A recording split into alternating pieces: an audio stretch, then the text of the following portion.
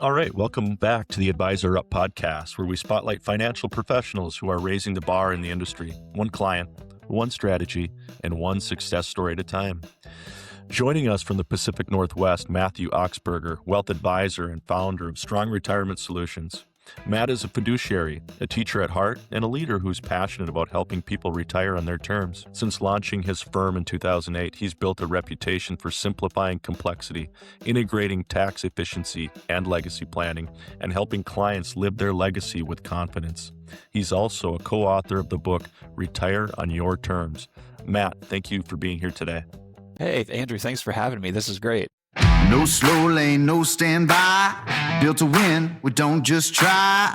Long game vision, eyes on growth. We bet on grit, we bet on us. Yeah, we're leveling up. No breaks, no luck, just skill and guts. If you want lead, you need to rise up. Real strategy, real stories, real growth. This is the AdvisorUp podcast. What inspired you to start Strong Retirement Solutions, and how did your early experiences in 2008 shape your philosophy as an advisor today?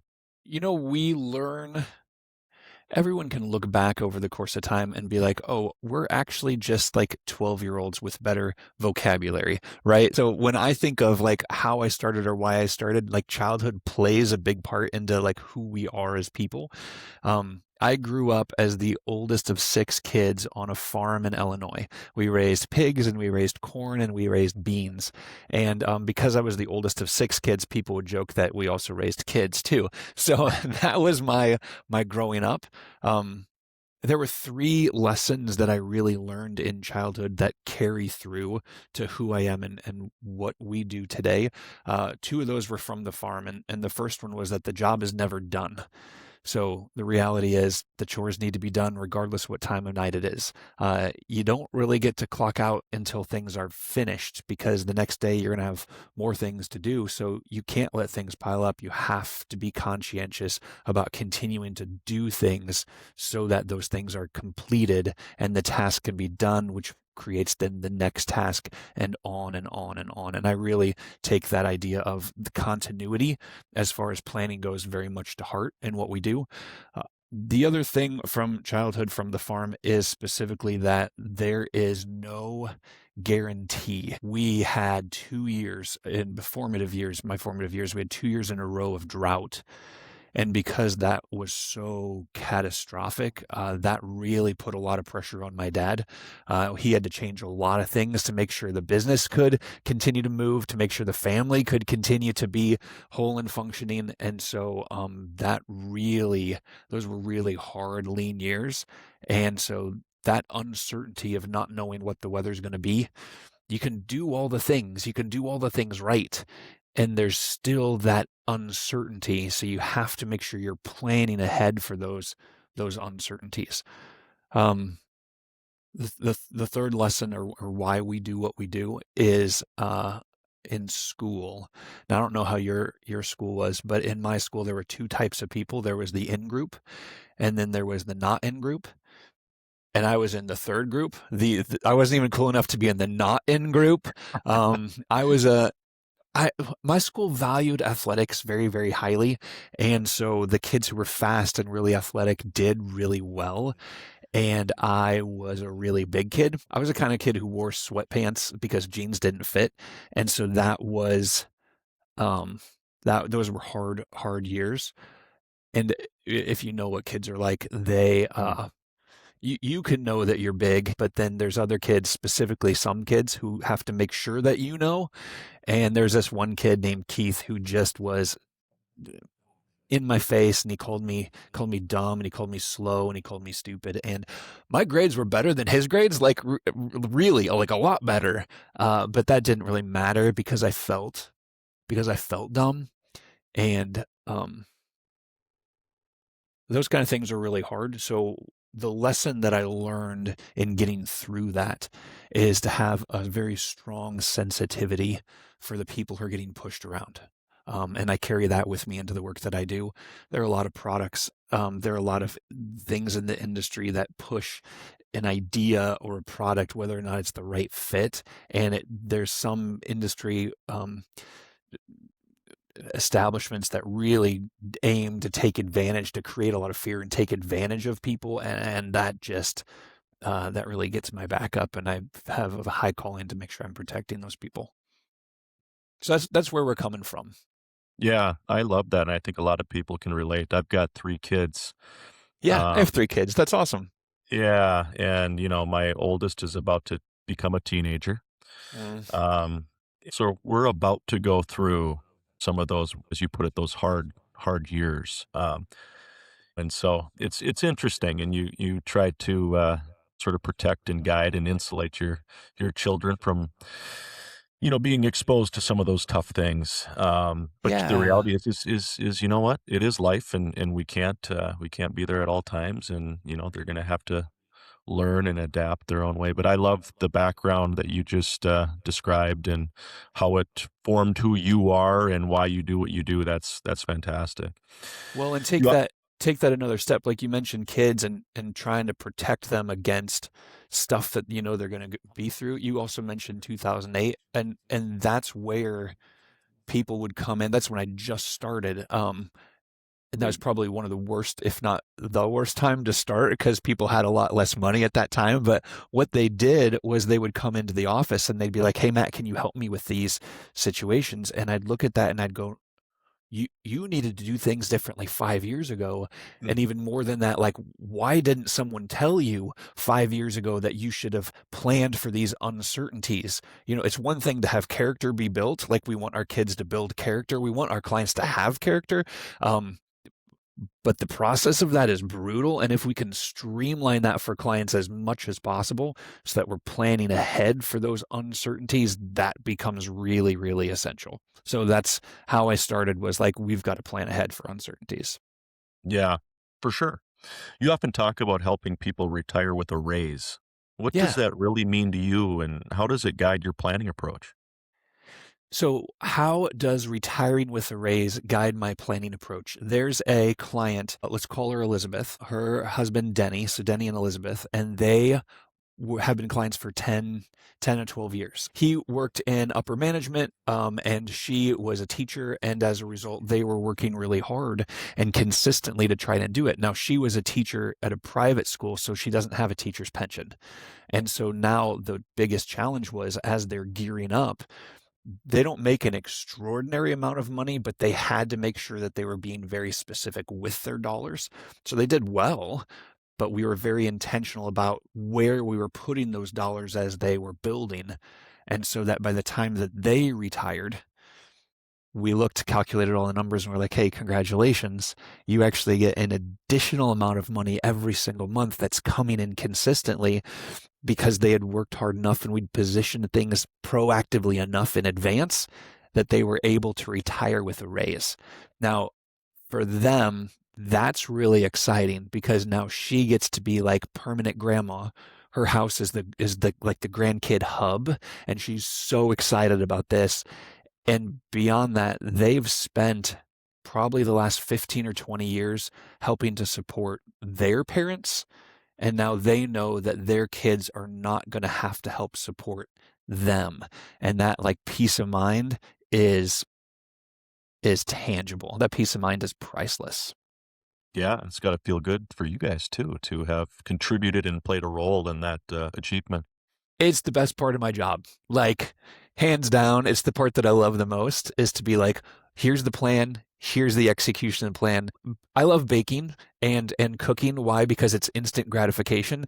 You like make something and like an hour later you're like, look, we can eat this. And it's very, very satisfying. With work, it's like, hey, we're going to make this. And 15 years later, it's like, ta-da. And so you have to make sure that gratification is the best part of my job, seeing years of work come to fruition. I love that.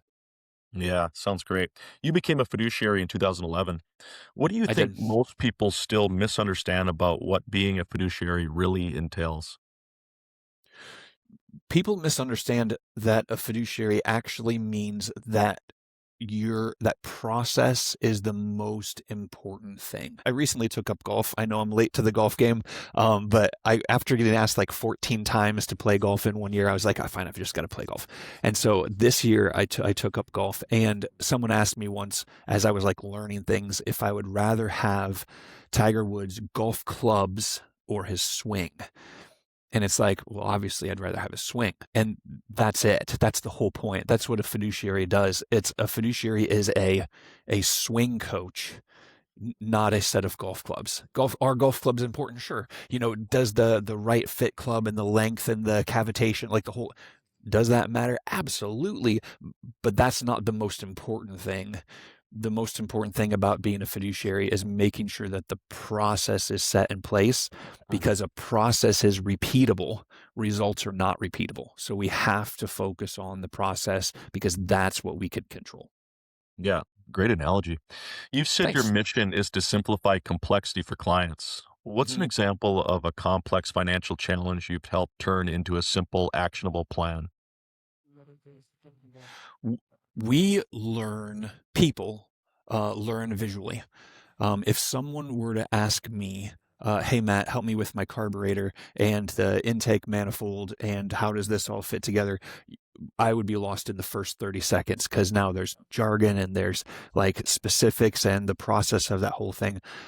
Two of my brothers, growing up on the farm, can touch a small engine, and they can listen to how it's working, and they can go, I know what's wrong with it. And one brother, Luke, puts his hand out, and then my other brother, Ben, like hands him the right tool. They don't have to talk. They just know, right? That's high level, like mechanical knowledge. Most people don't have that when it comes to financial planning. So making complex things simple, I like to make things visual.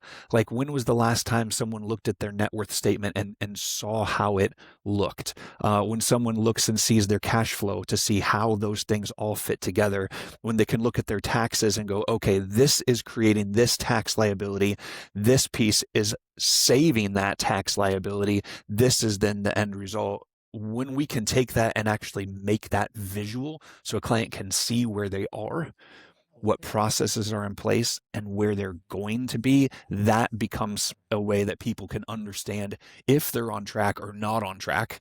And if they're not on track, well, how can we get them back on track as efficiently as possible? Yeah, makes sense.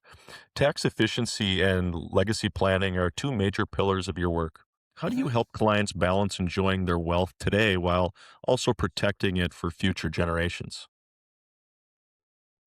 So if we look at how we're going to do tax efficiency, have you ever heard of the IRA tax bomb? No? Okay, so Washington State, we don't have income tax. We don't have state income tax, but we have a very low threshold for estate tax.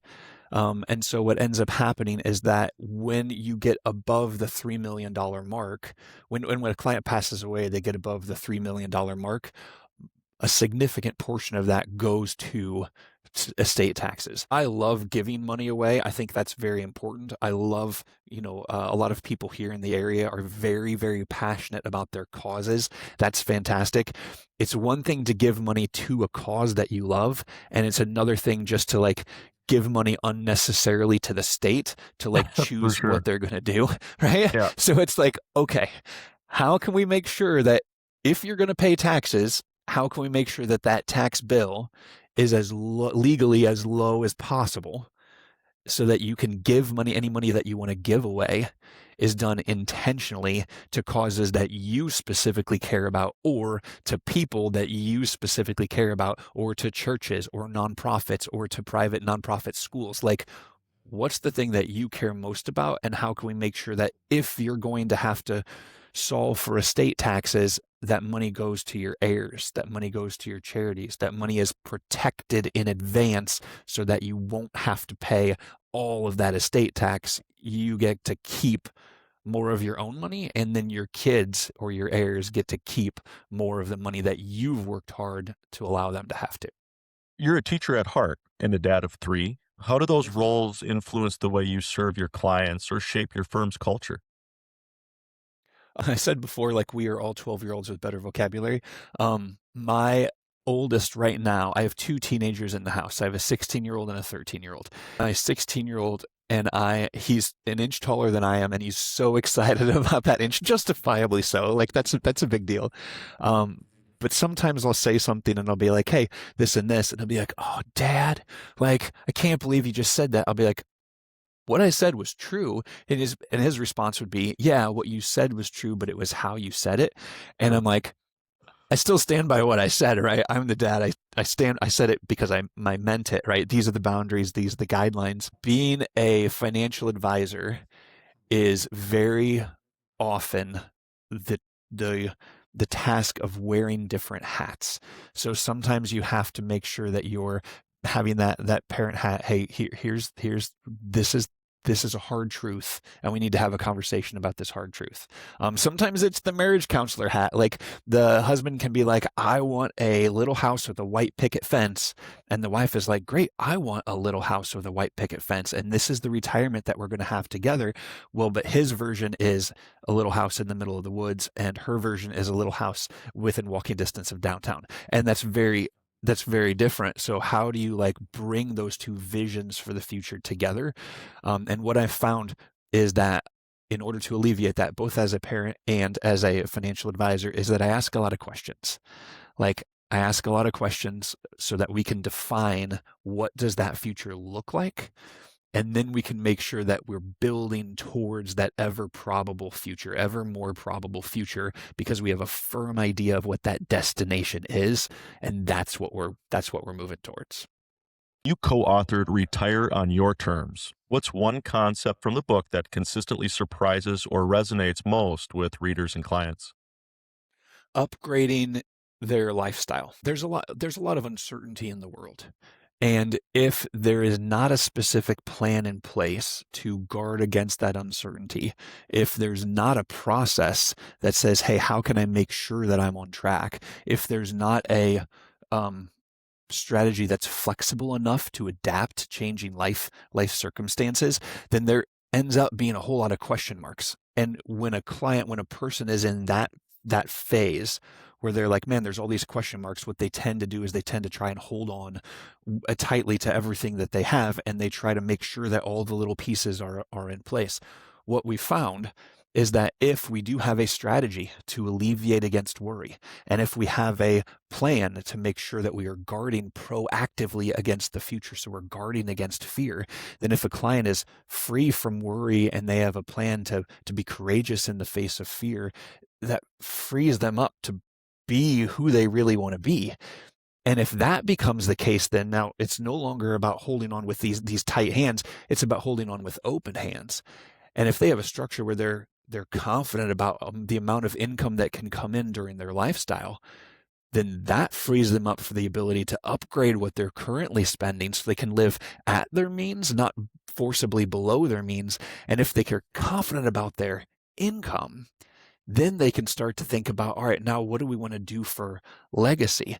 And here's the biggest, in my mind, injustice in financial planning is that so often people are so focused on this is what I need right now, and then I'm going to leave this inheritance.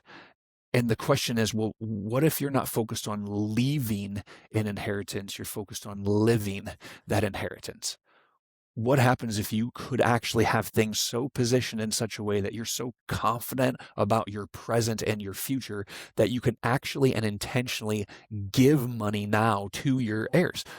If you give money to your kids when they're in their 40s or in their 50s, how much more impactful is that than giving them money when you pass away and your kids are in their late 60s or early 70s? Like, what are they going to do with it then? Whereas what can they do with it now? That becomes a really fun equation to like, okay, what are the possibilities that you could actually see your kids enjoying what you've given them?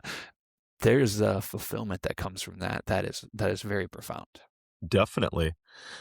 Retirement isn't just a financial milestone, it's an emotional one. How do you help clients prepare for the identity shift that often comes with that transition? My dad talks about retirement as his second childhood. And I think there's a lot of wisdom that comes from our parents.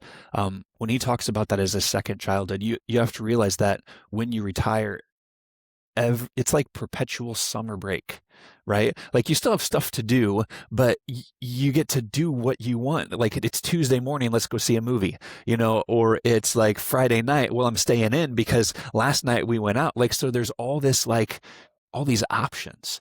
And the reality is that if you're planning for a second childhood where you have this perpetual spring break or this summer vacation that just doesn't end, it's like, well, how do you do that in such a way that you know that you're planning in advance for the next 30 years?